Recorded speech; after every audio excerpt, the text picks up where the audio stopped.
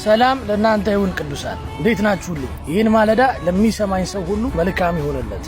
እንዲህ የሚል እግዚአብሔር ቃል መጥቻለሁ።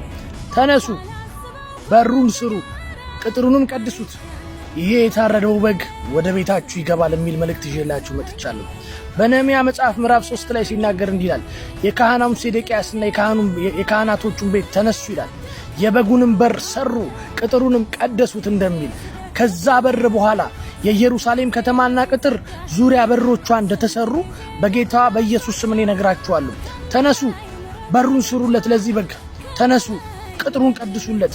አካባቢያችሁን፣ ሁኔታ፣ መውጫ መግቢያችሁን ቀድሱለት ለዚህ በግ። እርሱ ይሄ የታረደው በግ ይገባል፣ ታሪካችሁን ሊቀይር፣ ያላችሁበትን ፍራሽ ሊያነሳ፣ ውርደታችሁን ሊያነሳ፣ በክብር ሊቀይር ይመጣል። በዮሐንስ ወንጌል ምዕራፍ 5 ቁጥር 1 ላይ ሲናገር እንዲህ ይላል፣ ፋሲካም በደረሰ ጊዜ ይሄ ንጹህ በግ ይላል፣ ይሄ የናዝሬቱ ኢየሱስ፣ ይሄ ንጹህ የእግዚአብሔር በግ ተብሎ የተነገረልን ይሄ የዓለም አዳኝና ቤዛ የሆነው ኢየሱስ ክርስቶስ በበጎች በር መካከል ያልፍና ከ38 ዓመት ጀምሮ ስባ የነበረውን ሰው ካልጋው ላይ አስነሳው። ታሪኩን ቀየረ፣ ሽባነቱን ቀየረ፣ ድንዛዜውን ሰበረለት፣ ካለበት ያልጋ ቁራኛ ፈታው። ዛሬ ከገባችሁበት ማናቸውም ሁኔታ ውስጥ ካላችሁበት መንፈሳዊ ድርቀትና ውድቀት ውስጥ የሞራል ክስረት ውስጥ የተለያየ አይነት የርኩሰት ህይወት ውስጥ ሊያነጻችሁ ሊያስነሳችሁ ታሪካችሁን ሊቀይር ሊያራምዳችሁ ዴስቲኒያችሁን ሊቀይር የሚችል የታረደው በግ አለ።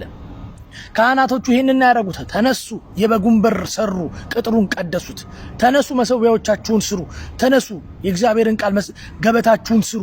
ተነሱ፣ አካባቢያችሁን ቀድሱ፣ ሁኔታችሁን ቀድሱ፣ ውሏችሁን ቀድሱ። በምን ሰፈር ነው የምትሉት? ተቀደሱለት፣ ተለዩለት። እናንተ የእግዚአብሔርን ዕቃ የምትሸከሙ ይላል የእግዚአብሔር ቃል ሲናገር፣ ውጡ፣ እልፍ በሉ፣ ተቀደሱ ይላል። ይሄ የታረደው በግ ይመጣል። ይሄን ቃል ተናግሬ ይጨርሳለሁ። በአዲሲቱ ኢየሩሳሌም በምንጠብቃት ተስፋ በአዲሲቱ ከተማ ላይ 12 በሮች አሏት። 12ቱንም በሮች ከፍታችሁ ስትገቡ ግን ይሄን የታረደውን በግ ታገኛላችሁ። እርሱ የከተማዋ መብራት ነው።